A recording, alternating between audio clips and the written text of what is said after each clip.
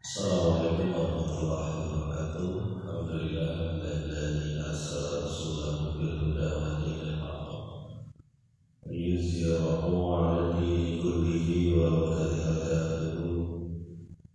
Asyhadu an la ilaha illallah wa asyhadu anna Muhammadan abduhu wa rasuluhu la ilaha illallah.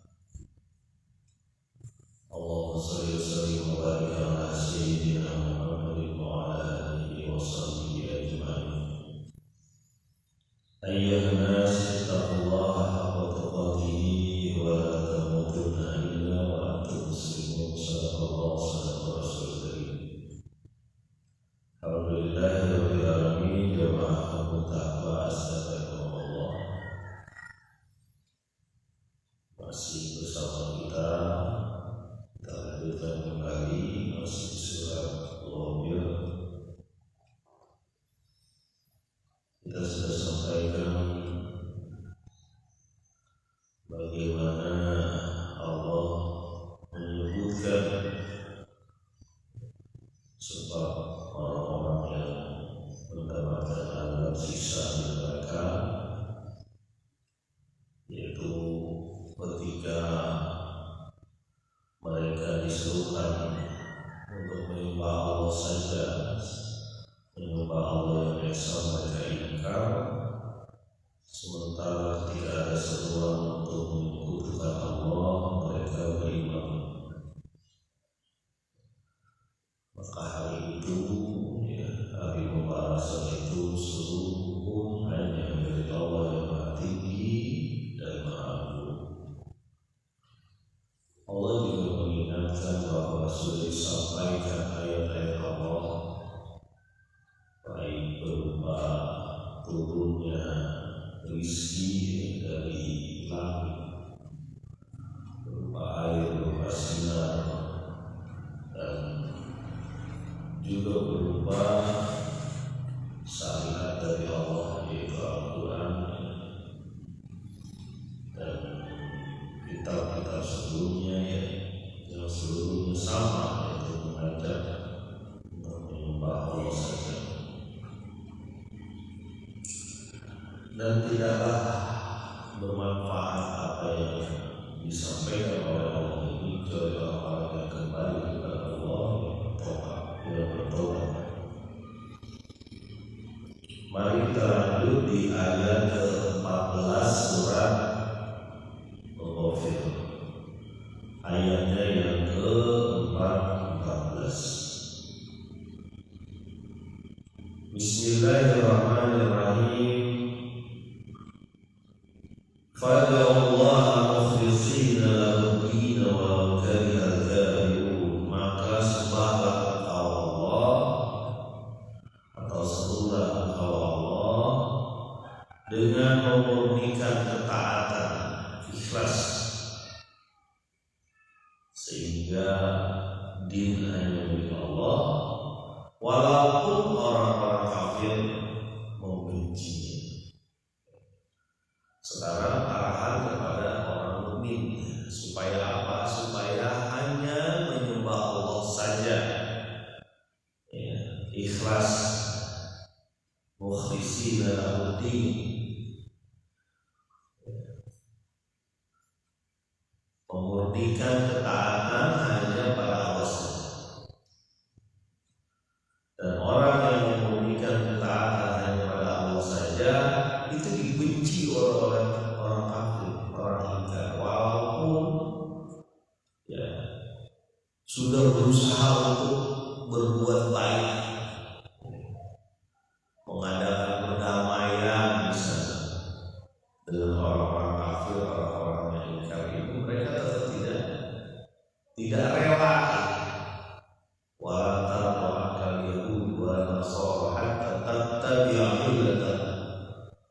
Orang Yahudi dan Nasrani tidak akan rela kepada kaum muslimin sampai kamu mengikuti milah mereka, mengikuti cara-cara mereka, mengikuti kebiasaan mereka.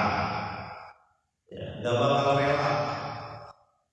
Makanya sebagian kaum beriman ini ada juga yang mengikuti cara-caranya orang yang kafir.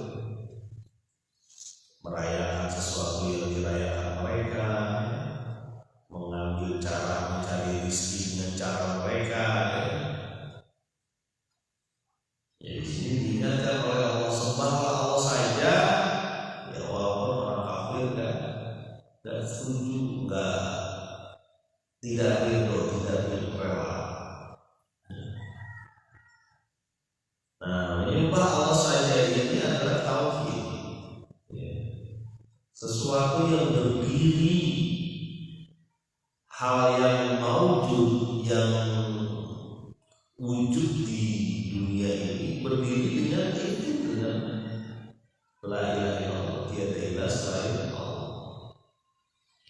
Makanya kemarin kita sampaikan hanya orang kafir aja yang jauh, dan itu jumlahnya sedikit dibanding keseluruhan alam ini yang semuanya tunduk pada Allah yang Maha Esa.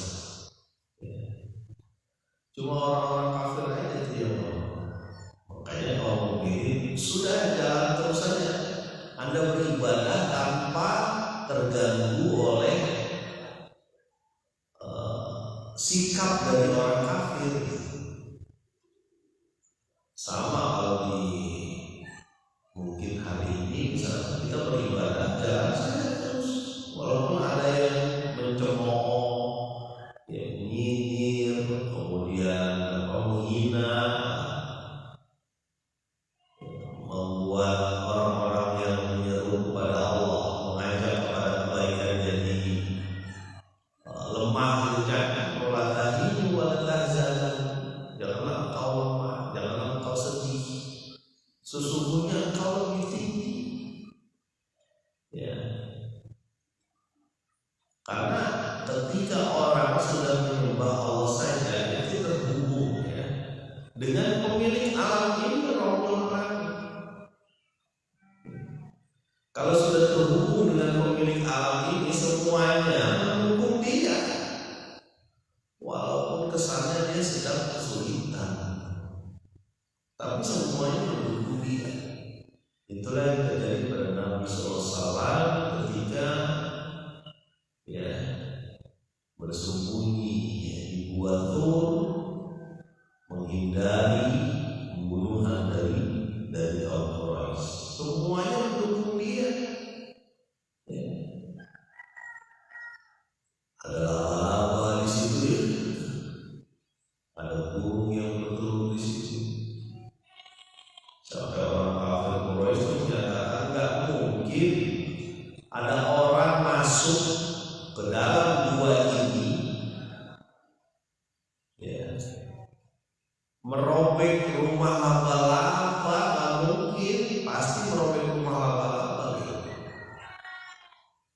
Ini ada laba-laba di sini berarti memang udah bertahun-tahun mungkin atau berhari-hari nggak ada orang yang masuk gua. Siapa yang menggerakkan laba-laba? Siapa yang menggerakkan burung yang bertelur di situ? Ya. Jadi seluruh alam ini mendukung orang yang menyeru pada Allah. Jadi orang yang kafir itu dicuekin aja. Kalau kita sudah sampaikan, kita sudah sampaikan, selesai. Ya. Masalah hidayah Allah yang urus.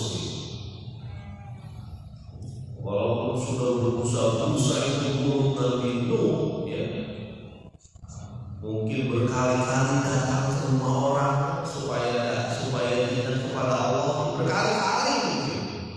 Sekali datang, bahkan ratusan tahun Nabi Nuh udah doer, ibaratnya bibirnya menyampaikan contohnya, berarti Nabi Nuh doer ya. Udah disampaikan, udah diajak berbagai cara Nabi Nuh. Kalau sekarang, kalau Nabi Nuh hidup di zaman sekarang, mungkin udah pakai mic, udah pakai ngomong, udah pakai Facebook, udah pakai WA, udah pakai surat, udah pakai TikTok mungkin, udah pakai macam-macam. Ya. Tapi tetap cuma sedikit saja orang yang datang.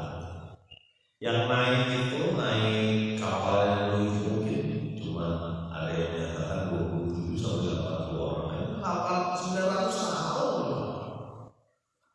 Ya, Laila wa nahara kata Nabi itu, saya sudah menyeru engkau ya Allah. Laila wa nahara, malam dan siang. Ya. Tapi hanya sedikit yang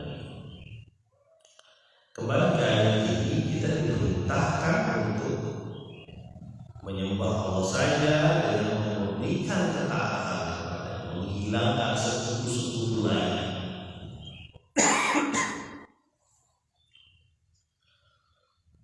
Ayat selanjutnya,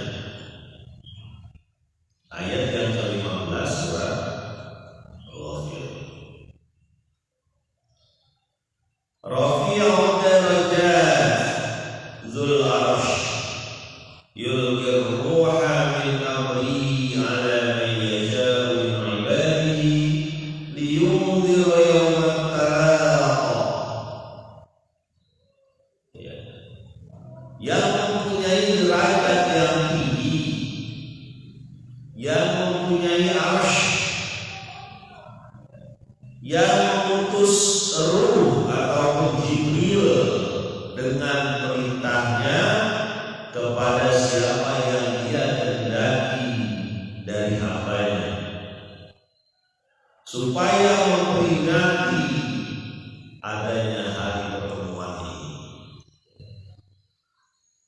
Nah, ini ayat yang ke-15 ini menyebutkan sifat-sifat Allah yang tadi kita disuruh diperintahkan untuk menyeru padanya secara umum. Apa sifat-sifat Allah itu? Yang pertama, mempunyai derajat yang tinggi, sama seperti yang disampaikan Aliyul Kabir, tinggi dan mulia.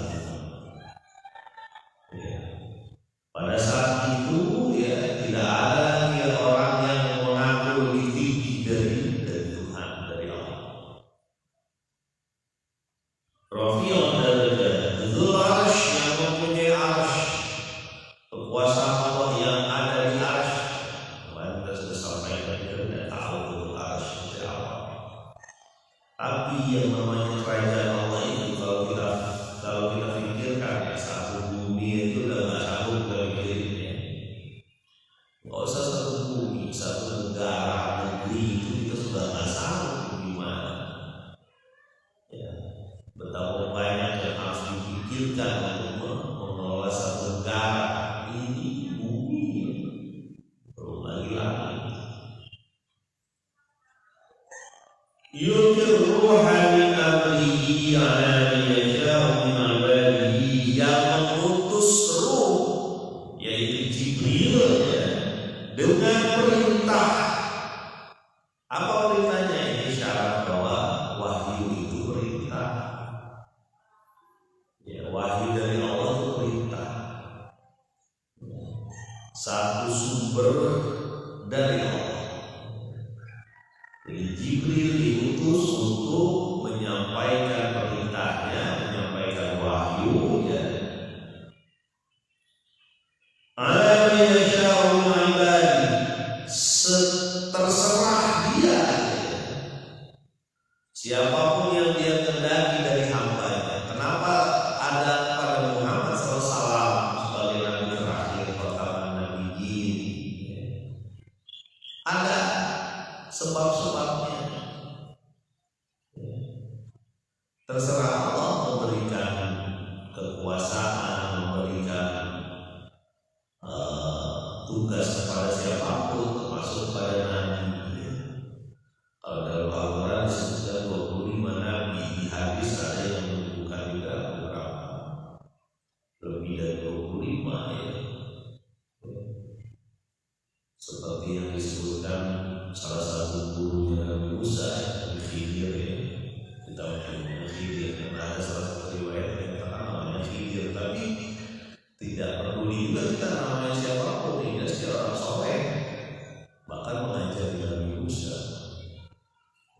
Tapi tugas kita adalah mufarriq baina ahadin ya. Dari mereka itu tidak membeda-bedakan, semuanya musuh Allah Subhanahu wa Ta'ala. Jadi Allah mengutus Jibril ya, untuk menyampaikan perintah-perintah Allah kepada yang dia kehendaki. Memang manusia itu bawaannya iri juga ya, sebagian manusia itu iri. Waktu Talut menjadi raja sekaligus nabi, Talut itu, mereka menyatakan kenapa datangnya Talut itu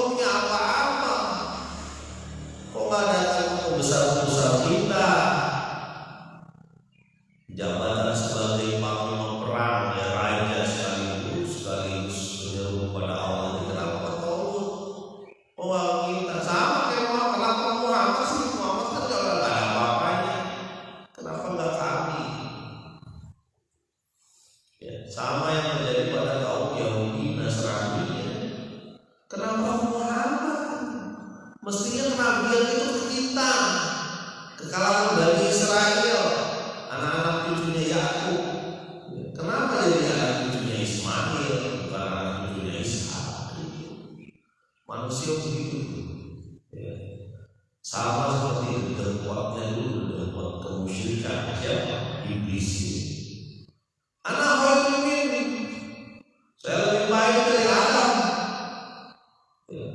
Kolak tahu nanti, kolak paling benar. Engkau menciptakan dia, Adam itu dari tanah, aku dari api. Beda level dong. Sama itu kesombongan, kesombongan yang membuat kekalahan azab itu kesombongan, mendapatkan azab itu sombong.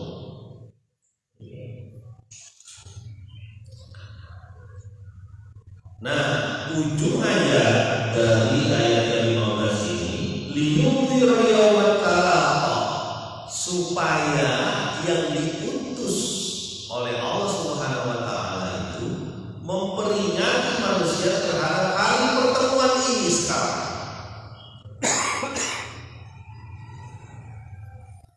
Ya, dan itu sudah dilakukan oleh Nabi Muhammad SAW. Ya. Sudah memperingati manusia akan bertemunya hari di mana seluruh alam ini bertemu. Ada manusia di sana, ada jin di sana bertemu juga, ada malaikat di sana bertemu juga, ada setan bertemu juga di sana. Di mana di situ di hari itu, hari pertemuan itu, di hari tidak ada siapapun yang berkuasa. Hari terbuka. Nah, hamba Allah yang diutus oleh Allah ini, yaitu para nabi, bertugas untuk menyampaikan satu hari di mana pertemuan itu akan terjadi, yaitu di hari kiamat, di hari akhir.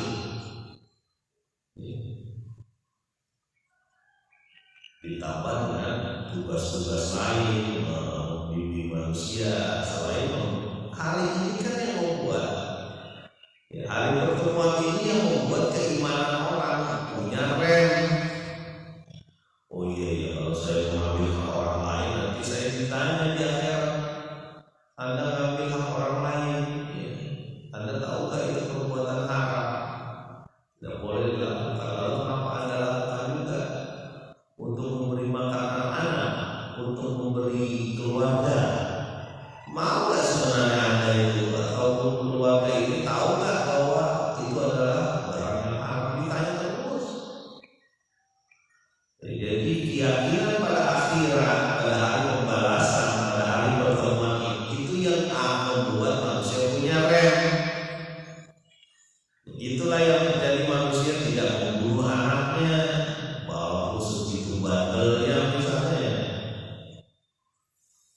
ya, atau nggak sembarangan mengambil istri orang lain karena dia yakin bukan cuma di dunia azabnya, tapi di akhirat dia akan mendapat lebih kekal. Itulah rem manusia itu gimana? Gimana kepada Allah, termasuk gas. Karena dengan keimanan kepada Allah, keimanan kepada hari pertemuan ini yang sudah diperingatkan oleh para nabi, itulah yang membuat gas manusia untuk melakukan ibadah. Bersedekah, datang ke masjid, sholat berjamaah,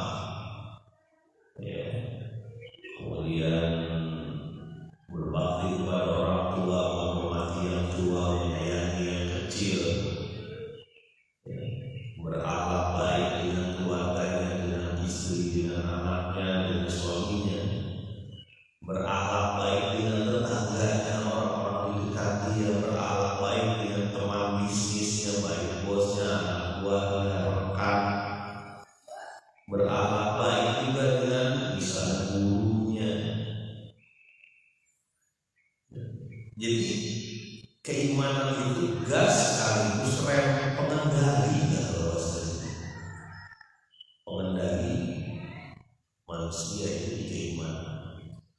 Dan jamaah kami tahu hasil dari Allah dan teman-teman yang mendengarkan siaran ini, tugas dari Nabi yang membawa perintah dari Allah Subhanahu Wa Taala itu menyampaikan pertemuan hari pertemuan nanti dari Allah, hari pertemuan dengan Allah Subhanahu Wa Taala, di mana pada saat itu sudah tidak ada lagi yang berpuasa kecuali Pak emang waktu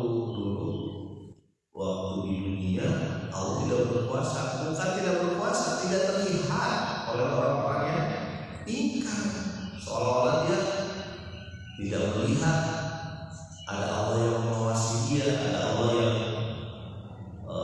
selalu memperhatikannya. Ayat selanjutnya,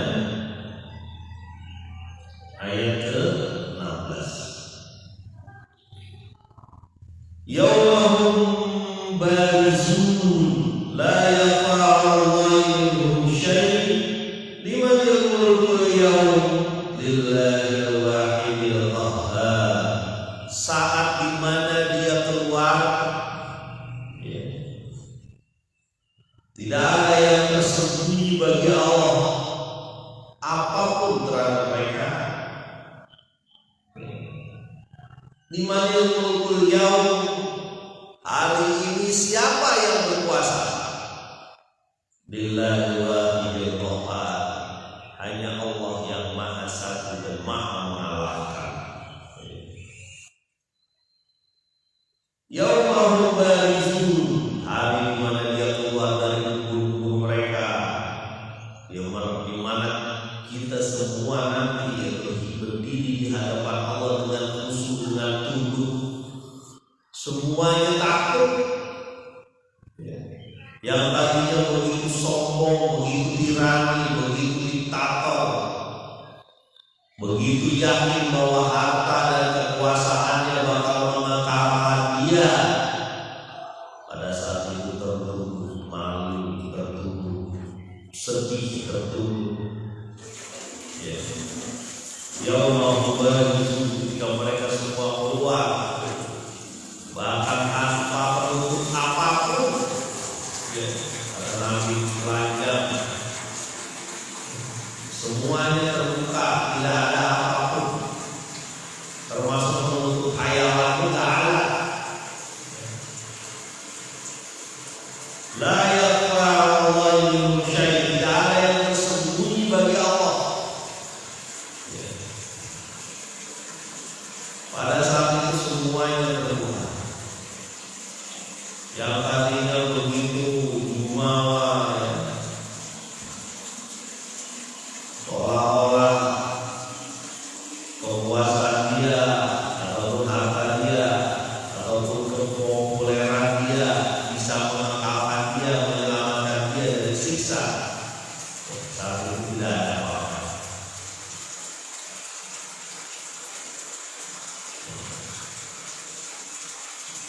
Liman yaqulul yaum, kekuasaan hari ini milik siapa? Hari tersebut itu milik siapa kekuasaan?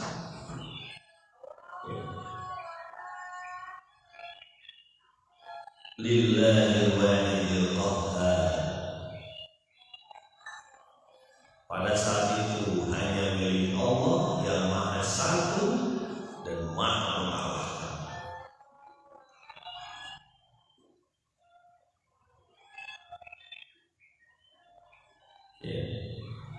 Maha mengalahkan, selesai semuanya, maha perkasa.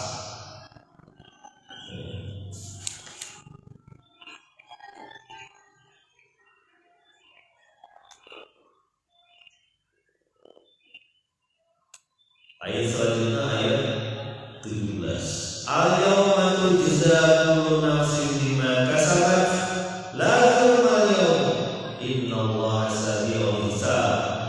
Pada hari itu dibalas seluruh manusia terhadap apa yang mereka telah lakukan. Tidak ada kezaliman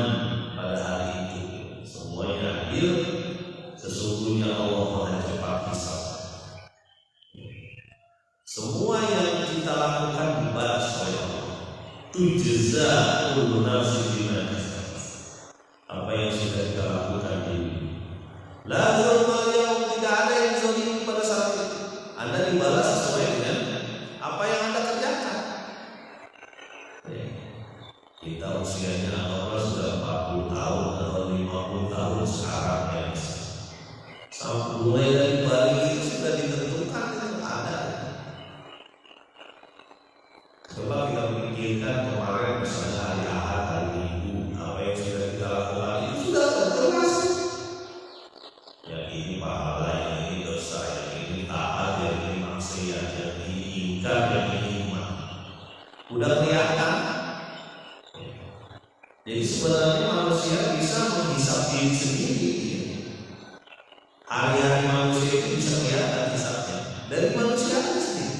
Sekarang aja udah bisa kelihatan pagi ini misalnya. Siapa yang bangun, siapa yang tidur, siapa yang sholat, siapa yang tidak sholat, siapa yang bersedekah, siapa yang tidak bersedekah, siapa yang berbuat baik dengan keluarganya, siapa yang berbuat jahat dengan keluarganya. Siapa yang punya niat jelek, siapa yang punya niat baik. Paginya itu udah ketahuan. Apalagi nanti semuanya dibalas ketika tidak ada hijab apapun. Kalau di dunia kita masih merasa Allah kan nggak ngeliat kita, ya udah kita maksiat. Kan Allah nggak ngeliat orang-orang yang nggak ngeliat kita melakukan ini. Seolah-olah nggak kelihatan Allah Subhanahu Wa Taala. Padahal kita dengan teknologi sekarang yang ada CCTV itu udah terlihat kayak iya kalau CCTV itu aja teknologi buatan manusia itu bisa melihat gerak-gerik kita.